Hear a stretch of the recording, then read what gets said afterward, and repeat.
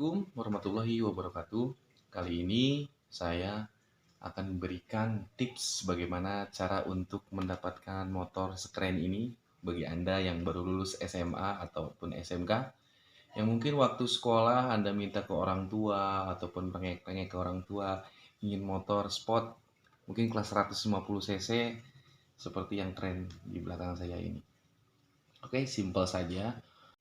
Buat kalian yang memang ingin sangat mengidolakan atau sangat menginginkan motor seperti ini, Anda jangan langsung pesimis. Karena ada berbagai macam cara untuk mendapatkannya.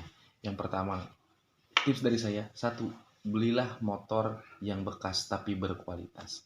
Karena perbandingan antara motor yang baru, tipe sport seperti ini dengan motor katakanlah setengah pakai atau bekas tahun ke belakang atau 2 tahun ke belakang, itu harganya jauh beda, bisa kisaran antara 8 sampai 9 juta gitu. Jadi kalau misalnya Anda beli motor seperti ini nih, misalnya CBR 150 cc, itu harga barunya ya kisaran antara 34, 35 atau 36 itu barunya OTR, misalnya motor CBR 150 cc ini. Tapi jika Anda membeli motor second gitu, misalnya antara sekarang tahun 2020 nih, Anda bisa beli tahun 2016, 2017, 2018 ataupun 2019, itu bodinya atau part-partnya ini hampir hampir mirip, hampir sama. Jadi istilahnya ketika Anda membeli tahun 2016 atau 2017 pun itu tidak akan ketinggalan zaman, atau istilahnya masih hampir setara dengan tahun-tahun sekarang. Dan Anda harus tahu, harga motor ini bandrolnya itu di pasaran motor-motor second antara 24 juta ataupun 25 juta. Atau bahkan jika Anda sabar untuk mencarinya, Anda bisa buka forum jual beli di Facebook atau di marketplace ataupun di OLX. Ini kadang ada orang yang mau jual butuh gitu karena kebutuhan yang mendesak. Ini bisa dijual di bawah 20 juta. Kalau nggak percaya saya, ini jual beli motor ya. Kadang saya mencari motor-motor yang bukan dari lelangan ya. Salah satunya dari konsumen yang emang lagi butuh uang cepat. Ini saya bisa dapatkan harga di bawah 20 juta gitu. Anda akan menghemat kisaran beberapa belasan juta. Mungkin kelebihan uangnya bisa Anda gunakan untuk kebutuhan lain. Dan kita kembali ke topik, kalau jika Anda baru kerja gitu, lulus SMA atau lulus SMK gitu. Jadi Anda misalnya motor-motor ini Anda sabar menantinya di angka 20 jutaan gitu. Dalam kurun waktu 10 bulan, jika Anda bisa mengumpulkan uang 1 bulan 2 juta rupiah gitu. Karena mungkin Anda gaji lumayan besar 4 sampai 5 juta, Anda masih sendiri, belum berumah tangga, baru keluar sekolah, kebutuhan di rumah juga sudah terpenuhi, mengirim orang tua ataupun apa, Anda bisa menyisihkan 2 juta per bulan. Jadi jika dikali 10 bulan, Anda sudah mempunyai 20 juta. Sambil berjalan bulan demi bulan, Anda bisa searching dimanapun. Ya, baik yang sudah saya katakan tadi, ada di OLX, boleh di marketplace ataupun di forum jual beli di Facebook, sambil memantau harganya. Nah, kalaupun Anda pun tidak sabar, misalnya pengen cepet-cepet, itu bisa loh mengkredit motor bekas. Nah, seperti ini. Kalau Anda membeli baru, nah, dengan cara kredit, itu hitungannya jauh akan lebih mahal. Pasti, yang namanya kredit itu pasti lebih mahal.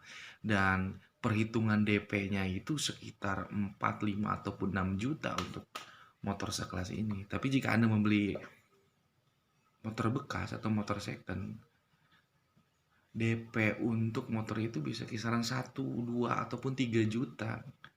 Jadi dari situ juga akan meringankan Anda ketika Anda ingin motor dengan cepat tapi uang untuk beli cash tidak ada, maka Anda bisa membuat solusi dengan mengkredit motor itu. Dan harus kalian tahu, angsurannya pun juga itu akan jauh lebih ringan daripada motor yang baru. Nah, tapi itu tips jika Anda memang tidak sabar ingin cepat-cepat memilikinya gitu. Tapi kalau Anda memang sabar, Anda bisa ngumpulin dalam waktu 10 bulan, itu rasanya mungkin Anda beli motor, biasanya kalau beli motor baru nih, pas kita mau jual lagi itu akan rugi gitu, rugi puluhan juta bahkan.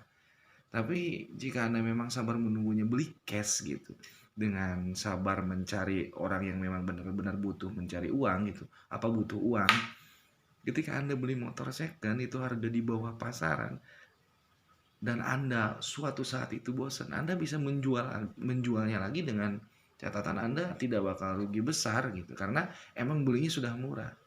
Atau bahkan yang saya pernah alami ketika sudah memakai motor itu beberapa bulan ataupun hampir setahun lebih lah, pas dijual itu bahkan harganya lebih tinggi daripada saya beli gitu. Makanya dari situlah awal mula kenapa saya bisa tertarik dengan jual beli motor second, itu memang awalnya dari situ.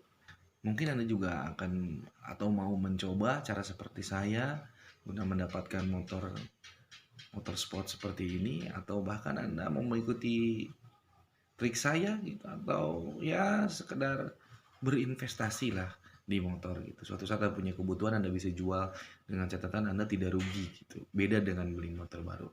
Tapi itu pandangan saya. Kalau pandangan Anda misalnya beli motor baru itu lebih puas, ya itu terserah Anda. Saya hanya memberikan tips mungkin bagi orang-orang yang ingin membeli motor sport, budgetnya pas-pasan, atau mungkin ingin lebih hemat tepatnya itu. Jadi Anda bisa gunakan solusi seperti yang saya sudah bilang. Mungkin segitu saja tips dari saya. Nanti kita akan mungkin review tentang motor sport satu-satu, antara boleh CBR, R15 ataupun yang lainnya. Oke, segitu saja video dari saya. Terima kasih, semoga bermanfaat. Assalamualaikum warahmatullahi wabarakatuh.